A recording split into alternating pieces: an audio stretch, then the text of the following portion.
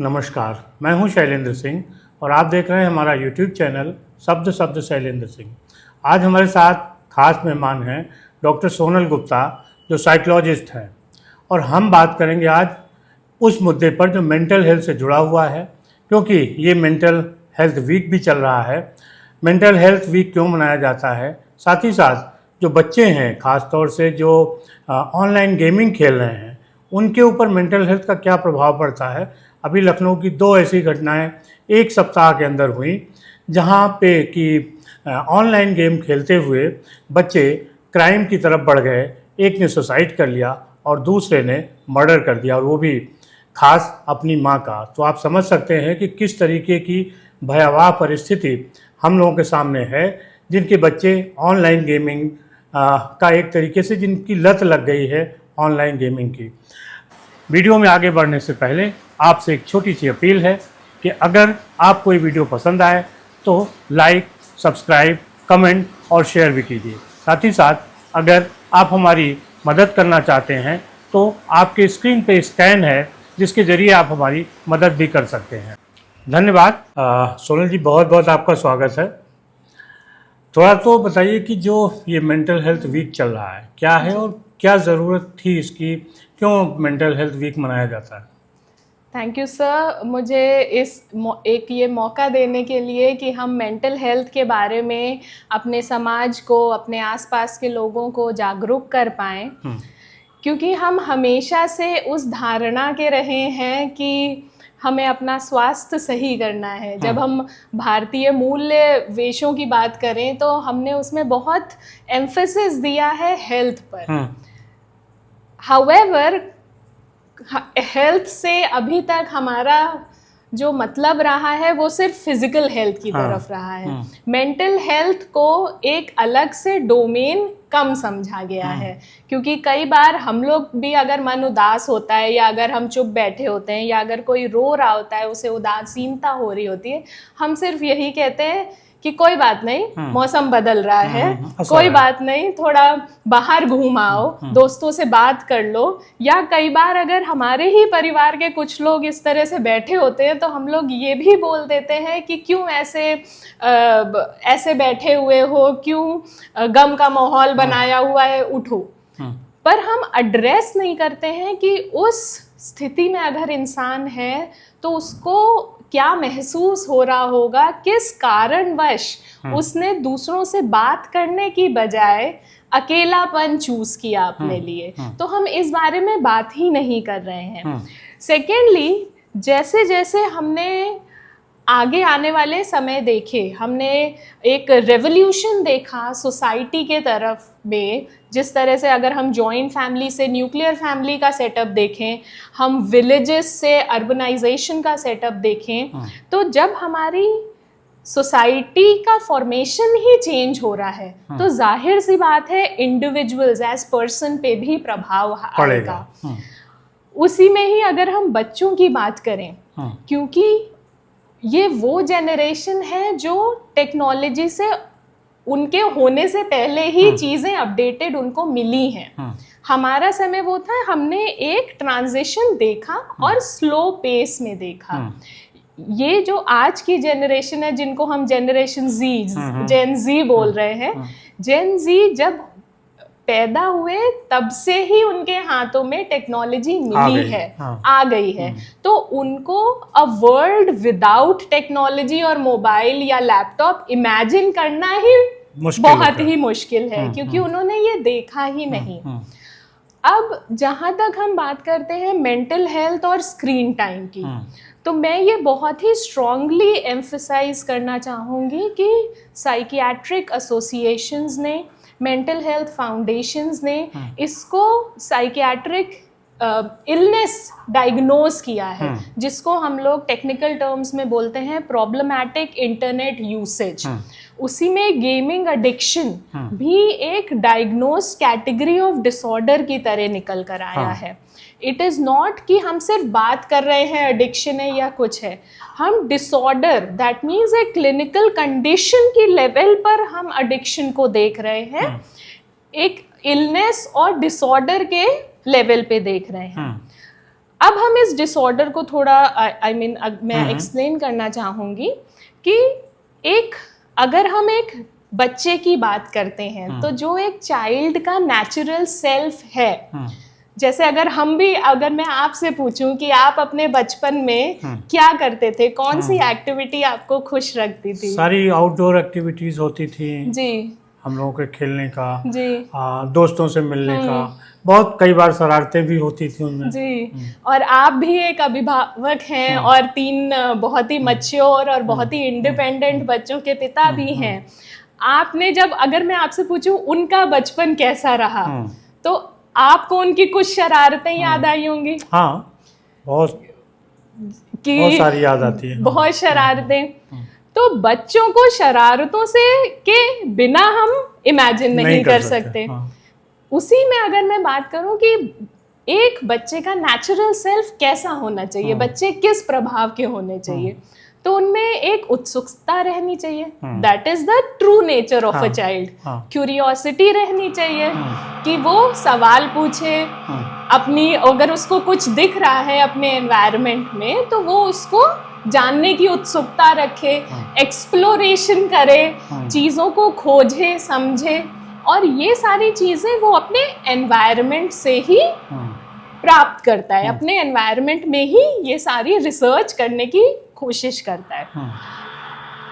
अब अगर हम आज का समय देखें तो एनवायरनमेंट को हमने बहुत ही टाइडी कर रखा है, जहाँ पे हम ये चाहते हैं बच्चा एक जगह बैठा रहे, क्योंकि मैं ऑफिस से थक कर आई हूँ, क्योंकि पेरेंट्स वर्किंग है।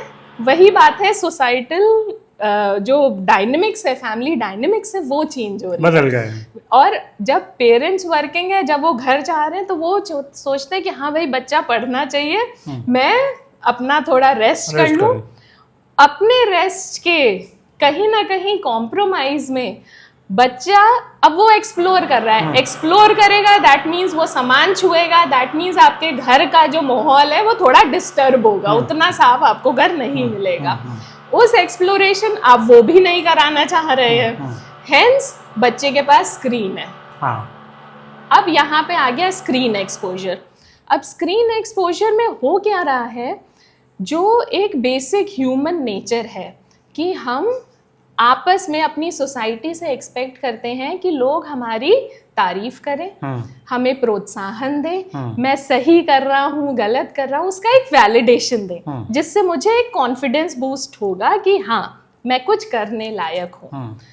जब हम अपने रियल लाइफ सेटिंग में हर इंडिविजुअल को वो अप्रिसिएशन, एक्नॉलेजमेंट, उसके काम पे वैलिडेशन अगर हम नहीं दे पा रहे हैं, वो वैलिडेशन उसको स्क्रीन टाइम में बहुत ही कंफर्टेबली मिल रहा है। जो भी वो ऑनलाइन गेमिंग कर रहे हैं, ऑनलाइन गेमिंग में उनको पॉइंट्स मिलते हैं, उनको किसी ना किसी का एक स्टार बनकर आता है, बहुत ही एक अच्छी सी अट्रैक्टिव सी म्यूजिक लगती है, स्टेजेस पार होती रहती हैं, फॉलोवर्स बढ़ते हैं, कहीं ना कहीं ये एक प्रोत्साहन मिल रहा है कि हाँ मैं भी कुछ कर सकता हूँ। अब इस प्रोत्साहन के, क्योंकि वो रियल लाइफ में नहीं मिल रहा है, चाहत में वहां फंस जाता है वो। जी, उस चाहत में उसको लगता है हाँ यहाँ पे प्रोत्साहन मिल रहा है, हेंस मैं दोबारा करूँ, क्योंकि उसका रिजल्ट पॉजिटिव है। एक सवाल था कि जो हम ये वीक मनाते हैं, इसमें किस तरीके से अवेयर करते हैं लोगों को? जी, तो मेंटल हेल्थ वीक का सबसे पहला साइन है कि हम एक ग्रीन रिबन को वेयर करते हैं एज अ बैज। सेकेंडली, हम जैसे स्कूल के लेवल में हम काफ़ी एक्टिविटीज़ करते हैं, जिसमें गेस्ट लेक्चर्स हो गए, मेडिटेशन हो गए, स्लोगन राइटिंग है, पोस्टर मेकिंग है, short movie on mental health, नुक्कड़ नाटक, रोल प्लेस। इस वीक का पर्पस ये है कि कोई भी इंसान छूटना नहीं चाहिए और मेंटल हेल्थ की चर्चा होती है, मेंटल हेल्थ की चर्चा हो, लोग बिना किसी झिझक के, बिना किसी स्टिग्मा के बात कर पाए, इसीलिए इसको सेलिब्रेट किया जाता है। लेकिन जिन बच्चों की आदत पड़ गई है ऑनलाइन गेमिंग की या मोबाइल की, इंटरनेट की, या जो ब्लू स्क्रीन की बात करते हैं, तो उसको कैसे उससे निजात मिले? जी, तो सबसे पहले हम इसको एक एडिक्शन की ही कैटेगरी में रखते हैं। अब एडिक्शन, जब बच्चा उस साइकिल में है तो कहीं ना कहीं हमें वो साइकिल को ब्रेक करना है। हाँ। और साइकिल ब्रेक इस तरह से नहीं होगी कि अच्छा तुम 4 घंटे देखते थे अब तुम 2 घंटा देख लो। ये एक बहुत ही रॉन्ग मैसेज है जो पेरेंट्स कई बार करते हैं, क्योंकि जब मुझसे भी बात करते कहते हैं कि मैम पहले ज्यादा था, अब 2 घंटे हो गया है।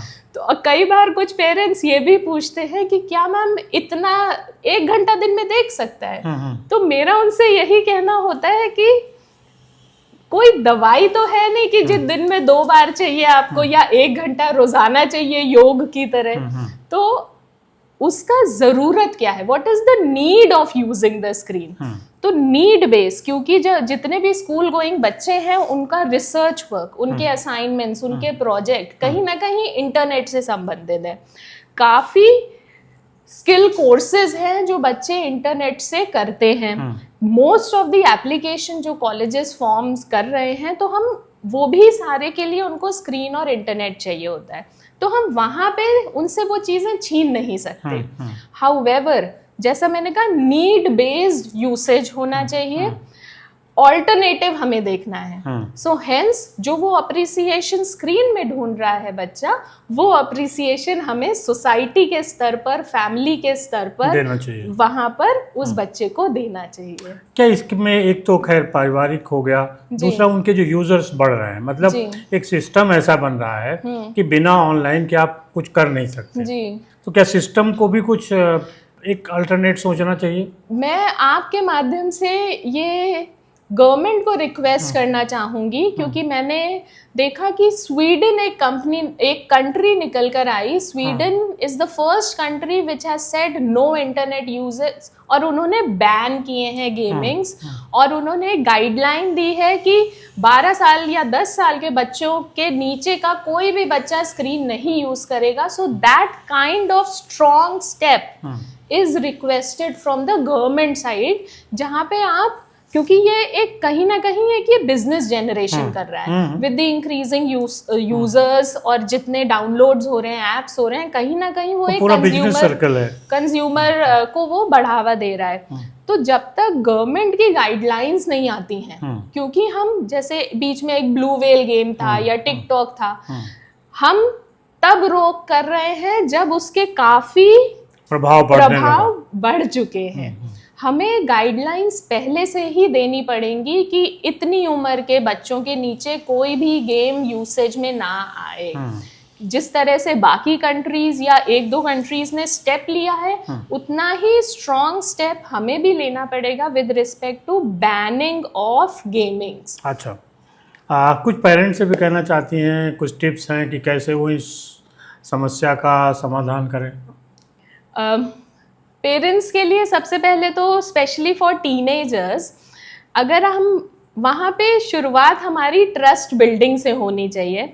बच्चे को हमें ये विश्वास दिलाना है कि सोशल मीडिया या गेमिंग से ज़्यादा अहमियत रियल लाइफ, रियल वर्ल्ड की है।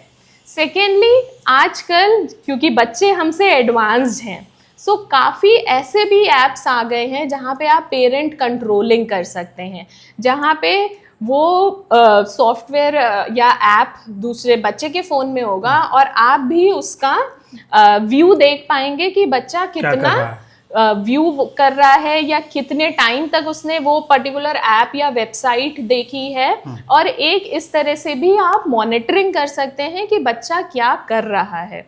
सेकेंडली, जैसे मैंने पहले भी कहा था कि हमें रियल लाइफ में उसको एक कॉन्फिडेंस देना है, इन्वॉल्व करना है, स्किल बेस्ड एक्टिविटीज़ में इन्वॉल्व करना है, आउटडोर स्पोर्ट्स, नेचर वॉक, थोड़ा ज़मीनी चीज़ों में जोड़ना है बच्चों को, जिससे वो इस तरह की दुनिया से बाहर निकल सकें, फेक वर्ल्ड से बाहर निकल पाएं। क्योंकि अगर मैं एक 10 साल, 11 साल, 12 साल के बच्चे से बात करूं तो उसका सारा ये लोग जो आपस में बात करते हैं वो यही होता है कि मुझे गेम में तुम ये वाला आइकन दे देना, या मुझे गेम में तुम ये। तो गेम के अलावा बच्चों के पास बात करने के मुद्दे भी कम होते चले जा रहे हैं। जी। आप ऑनलाइन काउंसलिंग भी करती हैं। जी, लोग जी। आपसे जुड़ना चाहें तो कैसे कर सकते हैं? मेरी वेबसाइट है www.drsonalgupta.com। उसके ज़रिए भी आप मुझसे जुड़ सकते हैं। उसमें आप मैसेज कर सकते हैं और अपनी अपॉइंटमेंट भी बुक कर सकते हैं। तो दोस्तों, ये थी डॉक्टर सोनल गुप्ता के साथ हमारी बातचीत। आपको काफ़ी कुछ समझ में आया होगा और ज़रूरत महसूस कर रहे होंगे कि ऑनलाइन की दुनिया, जो स्क्रीन की दुनिया है, उससे कैसे बच्चे को बाहर निकालें, रियल दुनिया में जोड़ें, तभी इस समस्या का समाधान हो सकता है। बहुत शुक्रिया आपका। थैंक यू, नमस्कार। और दोस्तों, आपका भी बहुत शुक्रिया कि आप इतने लंबे समय तक हम लोगों के साथ बने रहे। धन्यवाद।